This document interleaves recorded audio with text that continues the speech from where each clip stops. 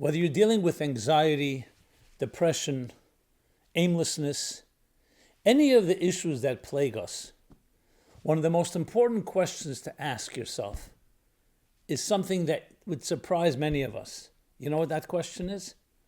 What are you passionate about? Identify your passions, and you'll be able to address the root of many of the issues that we struggle with. I meet people all the time, and people share their different struggles, their different challenges, setbacks, failures, disappointments. And always asking that question, besides being disarming, forces you to go back to where you are investing your energy into. So please join me in this important discussion on what are you passionate about?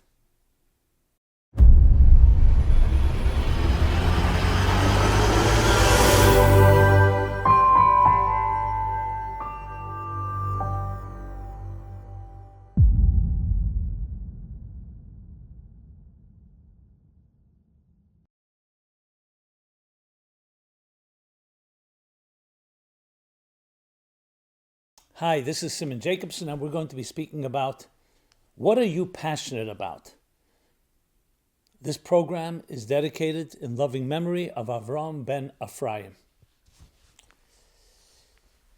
All of us deal with many struggles, many issues, setbacks, failures, disappointments, broken promises, anxiety, fears, insecurities. And unless we're in denial, we try to get some help, whether it's in therapy, whether it's through medication, whether it's through other forms of behavior. Very often, we don't really resolve the issues. At best, a Band-Aid, cosmetic, short-term solutions, like a painkiller. One of the most important questions, however, to ask yourself is something that you wouldn't expect, a surprising approach, is to ask yourself, what are you passionate about? Now you may wonder, what does passion have to do with my problems? Remember, a human being, by definition, needs to be passionate. And if we don't get that passion resolved or released in a healthy way, it's going to express itself in all kinds of unhealthy ways. It could be passion toward unhealthy, destructive behavior, or it can be the emptiness, the aimlessness, the depression, the anxiety that many of us suffer from. Now, I'm not talking about clinical, even though it includes clinical, but it's critical to address the things that you are passionate about.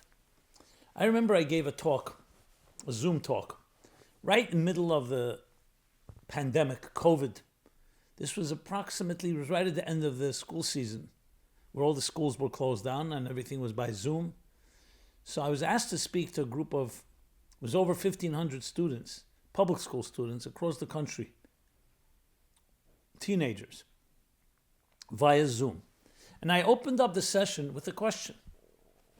I said, because of course everybody was dealing with the uncertainty, the unknown, the claustrophobic being quarantined, the lack of social distancing, the lack of interaction. And it was really messing with us. Some people really suffered greatly. Some people rose to the occasion. So I asked the students to chat in the Zoom, and someone monitored and gave me the answers. I said, tell me the 3 priorities in your life today. This was approximately May or June 2020.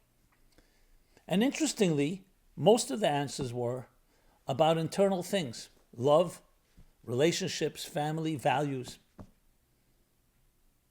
And I said, if I would have asked you that question in January 2020, what would you have answered? Remember, January 2020 was before COVID broke, even though it was officially in 2019, COVID-19. But till it became something that we began to consider as serious was around March 2020. In January 2020, what are the 3 most important things? Sexuality, video games, sports, travel. That was the consensus. Obviously, there were the outliers and the different answers, but that was a large bulk of the responses. Do you see the difference? Because the crisis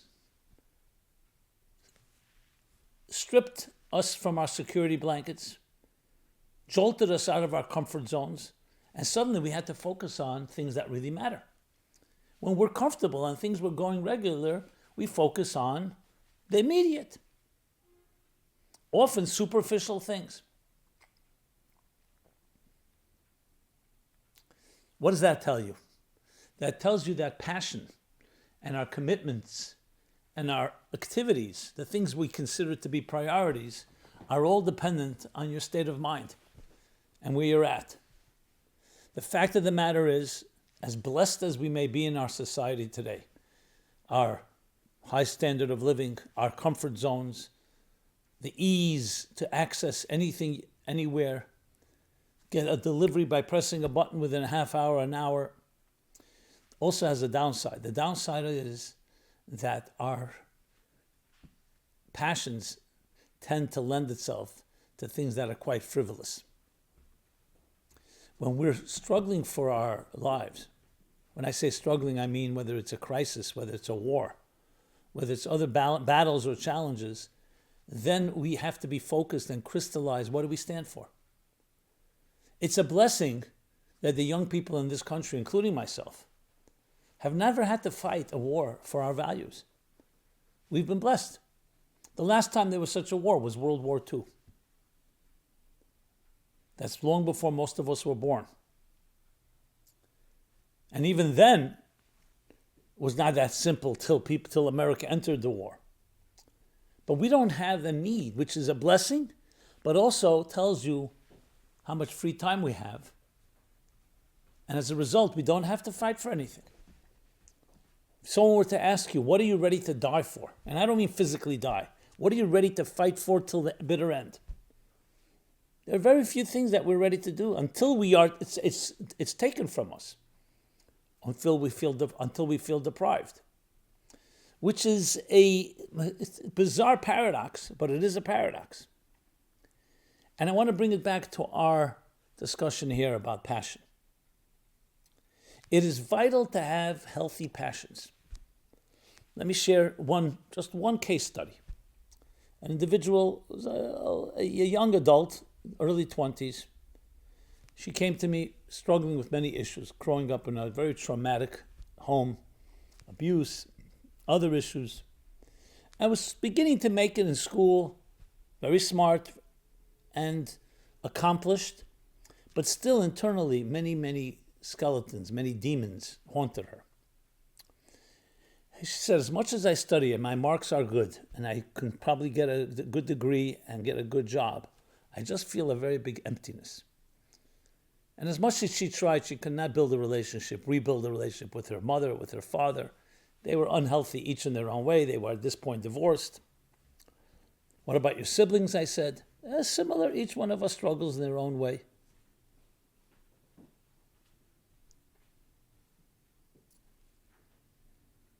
And as we were talking, and I was asking, I said to her, so what do you like to study? So she was very scientific, but also business-minded. So she was taking different majoring and minoring in different subjects, but still that emptiness. So I said, what we need to discover is something you're really passionate about. Let's forget about a career, money, and your studies, even though she was passionate about her studies, but it wasn't that sole passion that you need. So I said, what are you passionate about? And she thought about it. She said, I have to think about it. No one ever asked me that question. I was never even given the license, the freedom to ask that question. I was always told what I should like. I was always told what I should be doing with my life. So that alone, the mere fact that she had now the confidence to ask that question was, I saw, already freeing. After once or twice speaking together, she came back to me and said, you know what I really like? Music. I said, did you ever play an instrument? No. How about trying to learn one? Great idea. She began to take guitar lessons. Within a few months, her life changed completely. Because this was not something that came that someone told her you have to do this. It wasn't in order to have a career. It was for no other reason but to express and release the very passion of her soul. And that's what I want to address. Your soul is like fire. In the words of the verse, the soul of a human being is the flame of the divine. A flame, a fire. A fire is passionate. It's burning. Now, if your very nature is a burning fire, and it doesn't burn with passion in anything that is healthy, what kind of life are you going to really live? It means that you're not really realizing. Of course, it's going to affect every part of your being. Because it's your very essence. Forget about your identity and what you're passionate about. But the very fire that you are is not allowed to burn. Imagine a fire being contained in a little box. It'll extinguish. In the case of the soul, it doesn't extinguish, it implodes. And what do you think happens? It explodes in all kinds of different ways. It can be in rage, it could be in silence, it could be in pain, it could be in anxiety, in thousands of different voices that your soul crying out and say, I don't want to be a bottled up fire. And in the worst case scenario, the fire will go in the wrong places. A foreign flame, a foreign fire, an alien fire. It can go into different forms of addictions, whether they're physical, substance addiction, alcohol, drugs, or behavioral addictions, psychological ones. But the fire is going to burn somewhere. And if it doesn't, it can be even worse, because it means there's no expression at all, and then it has to have impact, and usually what we'll call negative energy. Instead of burning outward, even toward destructive ends, it starts burning inward and causes that emptiness, but a deep emptiness, to the point that it really can make you miserable, with anxiety, with fear, with insecurity, and so on. So yes, there's ways of dealing with the symptoms of anxiety and fears and insecurities, but there's a way of going back to the root. Your fire has been burning since you were born, since you were conceived for that matter. But it's like a pilot flame, and it needs expression. In this case, the guitar, the instrument, the music. And she told me I would go into a zone.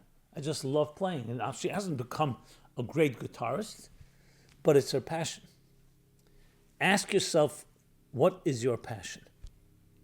Sometimes you have to go back to your childhood, to early years, and remember something you really enjoy doing.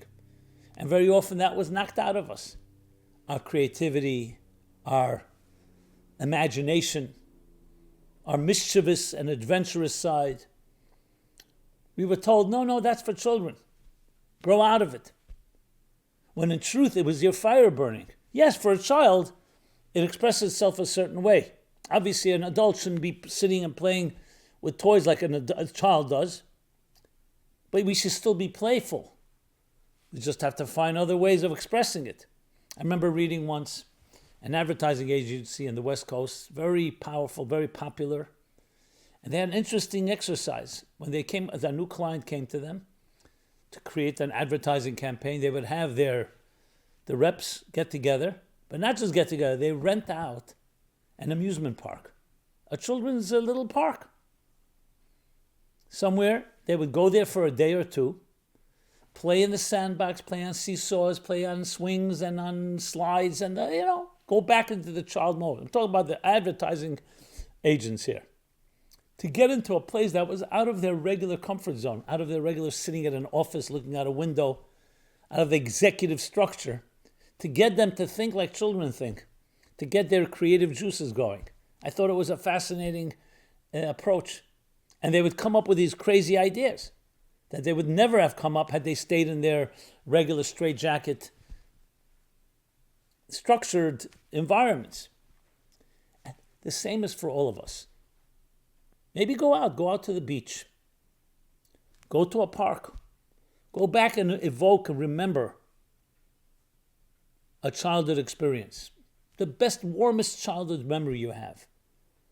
Even if your childhood may have not been so great, but we all have memories, of certain memories. Allow yourself to imagine, to dream, the enchantment of the soul, which so often becomes limited, constrained by adult rules and laws and establishment and institutions. And you'll be surprised what will emerge. Now, some of us may be afraid to go there because we've already developed another persona. What are you telling me to do that for? It may bring back all kinds of negative memories. But we're looking for the fire, the passion. You have to ask yourself, what are you passionate about? And the question is meant to be have the answer. Then you begin looking and seeking. And it may be in places you never would have imagined. It may be places you are imagined. Some people love to read. Some people love to travel. But the most important thing is that you love to do it because it's you. Not because someone told you it's you. Not because someone told you it's important. And sometimes it's not easy to distinguish because those imposed values can over time become second nature to the point that we can't distinguish between what is really me and what was told me to be me. That's why you have to experiment. Now, the most natural place where people are passionate is when it comes to romance, to courtship, to sexuality, to intimacy. That's because the very nature of it feeds into the very essence of our soul. That is why, as I've discussed in a number of classes, sexuality, or what I like to call intimacy, is the fire of the soul in its most unadulterated and uninhibited fashion at work. But even that has become somewhat defined by mechanics, by technicalities, as opposed by a completely unbridled loving energy that's connected to commitment and devotion, not just to pleasure. Because passion is important, but it's not just about instant gratification. It's not just about a one-night stand of pleasure. It's about a passion that's actually allowing your soul to be itself. And not just for a moment, and not just for a few moments. To spill over and transform your entire life. So that's an important place to look at, is a person's sexuality and their intimacy and their passions related to that. There's no question that is a channel that many of us use as an outlet. But ask yourself, is it being expressed in a healthy fashion? So there's no doubt that that is definitely a healthy passion outlet, but are you experiencing it in a healthy way? And that too is something that needs to be looked at. So passion plus productive passion, not just an escape, not just an outlet, not just relief for the moment, because then it could also become another form of an addiction. We're talking about a relationship, a fire that is there that spills over into your life. And that's one of the easiest ways to tell. I have a chapter in my book, Toward a Meaningful Life, called Intimacy. And it discusses that. Well, how do you know the difference between healthy intimacy and unhealthy sexuality? One of the ways, does it make you more productive in the rest of your day? Or is it compartmentalized? And that's a sign. If the passion is compartmentalized and doesn't affect the rest of you, then it usually is an escape. Not always is a bad escape, but it's an escape that's not really integrated with the rest of your life. So never underestimate the fire of your soul. It's one of the strongest forces that each of us have, and it's one of the places we do not look. Now, one of the reasons we don't look there is because our passions sometimes have been already misplaced or misdirected or being expressed in other ways. So we think, hey, I'm a very passionate person. I love to go to a restaurant. I love to go with friends. I love to be with different partners, etc. That's why it's important to go back to the passion of your very soul. Not just the passion that you have decided right now. There are people passionate playing video games. There are people passionate watching a soap opera, going to a movie. So what's the difference between that passion and what I'm calling the soul's passion? Those are passions that are escapes. Those are passions that are short-term. They are there and they could relieve us, but they're like a drug in one way or another. I don't want to use the word drug because that may turn somebody off. Not everything is a physical drug. A drug means it's a form of getting away from yourself. Whereas the passions I'm talking about makes you even more of who you truly are. And they're always transcendent in nature. So some people love to listen to music. It's a natural thing. It makes us feel It resonates. It makes us feel like we belong. That's beautiful. But when I say passion, I also mean something proactive. Not just listening to someone else play music. Not just taking it in, which is a beautiful thing, or reading wonderful books. But it's also about what are you doing, which brings me to the next point. Proactive passion. Something that you can go out and say, I'm going to now do. Because the next step after she was taking guitar, I said, why don't you then maybe join a group? Not that she necessarily was excellent, but maybe even amateurs come together, create something. Because that's the second half of the passion, that you want the fire to build something in this world. So once you discover the passion, you want to direct it toward building, constructive. I happen to be passionate about helping people discover their inner selves, their soul. Now, that could have been a passion that would have remained dormant or would have remained in some way active but not very dominant in my life, but it became my mission in life, just to use myself as an example. So the passion should be turned into should be brought into what's the word I'm looking for? Concretized into something, execution, implementation. Do something with it. And that's when it becomes a reality in your life. Because most of our activities are either our work or our leisure or our family. But if you can access the fire of your soul and turn that into an actionable plan, if you can turn it into a career, that's the best of all worlds. But even if it's a volunteer thing or it's something you do part-time, and you take that passion and turn it into a movement, into activity, then the fire becomes something solid in your life and in the life of others. We'll give another case study. An individual who's also struggling.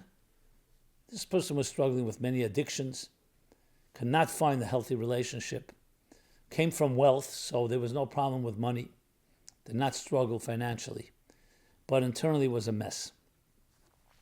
I suggested to this person to volunteer. Well, let me just back up. He told me one of my talks. He said to me, "I live in a gilded cage. I can do whatever I want. I have all the money in the world, but it's a cage. It's a golden cage. I don't feel I'm ever going to spread my wings." So I suggested to him to volunteer and help go to one of the homes of special children and volunteer once a week. Take a walk with a Down syndrome child, or have a conversation with a child that has other handicap or disability.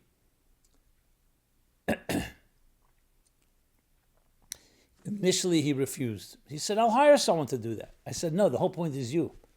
And the more he resisted, the more I realized how important it is. I said, you have to get out of your comfort zone and do something like this. How do you know? Maybe you'll benefit from it. Anyway, to his credit, he did try. A few months later, he's telling me he's doing it 3 times a week. He loves it. He says, I take a walk. These Down syndrome children, some of the others, so much love that they give. They don't know who I am. They give me much more than I give them. That's my feeling. Anyway, a while passed, and he found this passion. He's going to build a home like that because he found some of the things, some of the institutions are lacking. He feels he has a new model. Here's a man who's turned his life into a passion.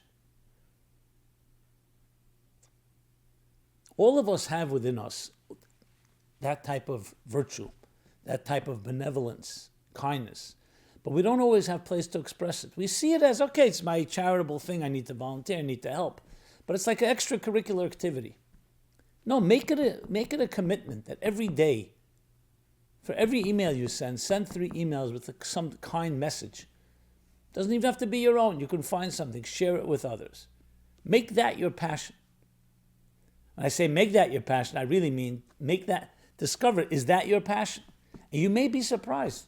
Bringing a smile to another person's face, bringing hope to someone who felt hopeless, can become a great passion of your soul. And for all you know, it's exactly what your soul needs. And then make it into an action. You not just think about it, you act on it. And in a little while, you may have thousands of people. It doesn't matter the number here. But you may be sending out messages like this and bringing a smile to someone's face. That's another example of discovering a passion and actualizing it. We need to find these things in our lives because we are today inundated by everyone demanding and expecting things of us. Just the amount of advertisements that come your way, the amount of messages, text, email, social media. They're inundated. They're demanding things of us, and they're not allowing us to be proactive. I'm suggesting, instead of taking all that in, you know what? I'm not looking at that. I want to find out my soul's passion, and then I want to go from the inside out, not respond to someone, but I want to be proactive, not to react, but to be proactive, to initiate. You will see it will change your life. So to sum up, we have to find that fire and the passion that your soul, that is the essence and inherent essence of your soul.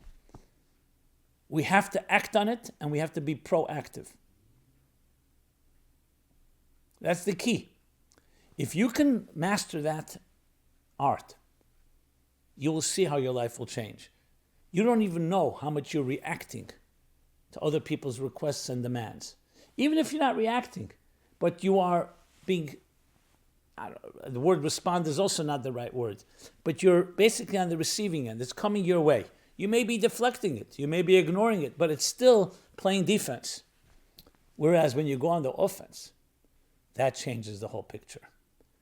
But it's not just going on the offense, it's finding the passion of your heart and soul, of your fire, and acting on it, and turning it into something that has perpetual impact. This is the formula, the healthy formula, that will preempt so many of the problems that we have today. And I know it's counterintuitive, because usually we look at a problem, let's say put out the fire. But that's putting out fires. We're talking about preventing fires. Or bringing in a new reality, a new mindset, a new heart set, a new soul set that transcends and overrides the fires, instead of just dealing with each fire, with each wound, with each injury, with each pain on a temporary basis. That's, my friends, the way to go. There are three types of people, they say. People who make things happen, people who watch things happen, and people who ask what happened. Become a person who makes things happen. And you have it in you. Your soul has that fire, has the passion. You just have to identify it, discover it, and act on it, and turn it into something big.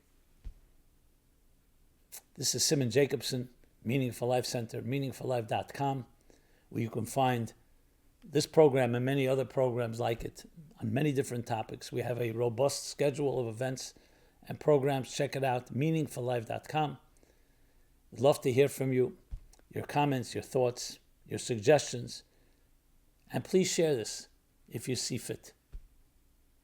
Please share it with friends, with others. Pay it forward. Thank you again. Be well. This program is brought to you by the Meaningful Life Center. Please help us continue our programs. Make even a small contribution at meaningfullife.com/donate.